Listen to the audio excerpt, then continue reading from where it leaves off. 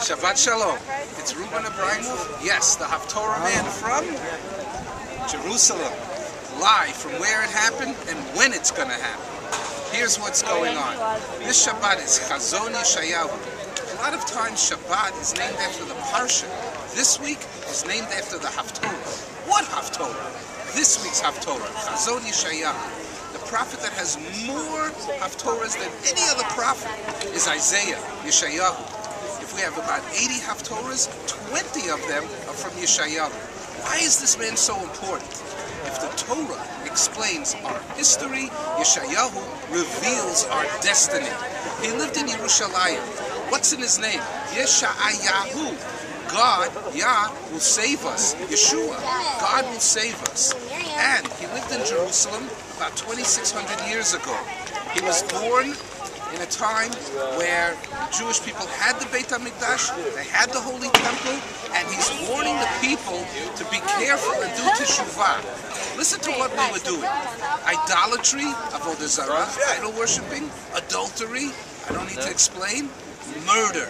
3 out of the 10 commandments. And now what happens? It says, those 3 I could forgive you for, but the 4th thing, paying off judges, I can't forgive you for. It was the unraveling of society, when the people would pay money to have their brethren suffer. So Yeshayahu was warning the people of Israel to behave. They had to change their evil ways. So now, this week's Haftarah is the 3rd of the Telasa de Faranusa, the 3 weeks predicting the destruction of the Holy Temple. The first 2 weeks was Yirmiyahu. This week is Yeshayahu, Isaiah. And he's pleading with the people to avoid calamity. He's pleading with them. So it comes from Perek Aleph and Pasuk Aleph. Just a little bit more on who Yeshayahu was. By the time he was 25, he had his first prophecies, and he lived till 120. He had 3 children. One of them, She'ar Yashuv, the remnant shall return. He lived in Yerushalayim. He was a Kohen. He had access to the Beit HaMikdash. He had access to the palace of the king. This man, as if he was in Washington, D.C., could go into the Capitol and the White House. He had conversations with God, and God spoke to him. As in a great relationship, you communicate with each other, you collaborate, you lift each other higher and higher. Husband and wife, business partners. That's psycho-emotional. Spiritual side, Yeshayahu had a relationship with God. He meditated, he prayed, he connected to God, and God spoke to him. They were in a good relationship. So here, let's see what goes on in this book, in this Haftarah. Chazon Yeshayahu, the prophecy of Yeshayahu. And then it runs through Ben Amos. It tells you about his father. That means that his father too was a Navi, and that he doesn't have years. Hold on, please. He had been. They didn't have years on a calendar in those days. So how did they say what time it happened? It says Chaza al Yehuda v'Yerushalayim, the state of Judea and Yerushalayim, in the years of Uziyahu, Yotam, Achaz, and Yechizkiyahu. 4 kings. He was going for a long time being the spiritual leader. He was going for a long time being the rabbi of that time. Through 4 different kings' rules. And now he goes, listen to the heavens and the earth. Why? If he says, listen to this person, a person doesn't last very long. But the heavens and earth are eternal, and they last forever. And he says something, I've brought up children. God is speaking to Yeshayahu to speak to the people. I have brought up children, but I don't understand something. You guys are unique to me. I have never seen anything like this before. There's even a dumb donkey.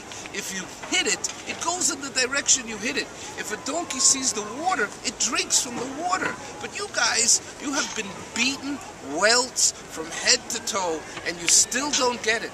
God is trying to explain through Yeshayahu that the Jewish people are stubborn and they don't get it. The donkey is smarter than Am Yisrael.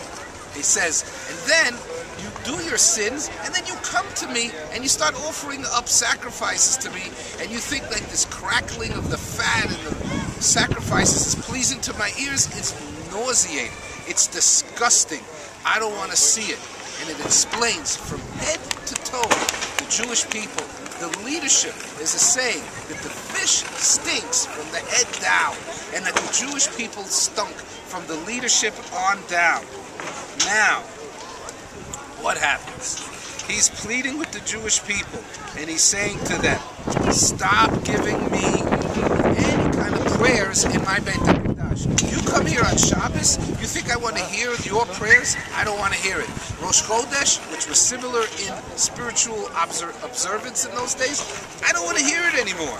I want to wash my hands of you people. I don't want you to be worshiping anymore. Now, a Navi never leaves people, a prophet never leaves people on a down note. So what does he say? He says something very, very important that we say in Shemona Esrei every day, and that is, Hashiva Shavteinu Kevorishona. Watch. The biggest problem was the unraveling of society because they were paying off judges. So what does he say? Return us to the days where there was justice and righteousness, and a widow or an orphan that didn't have money had a fair chance in the day in court. So this is the encouraging words that Yeshayahu gave to the Jewish people right at the beginning of his book. Unfortunately, we didn't listen, and you know what happens from there. Big problems. Shabbat Shalom. I can't say enjoy the Haftarah, but at least understand what it's about.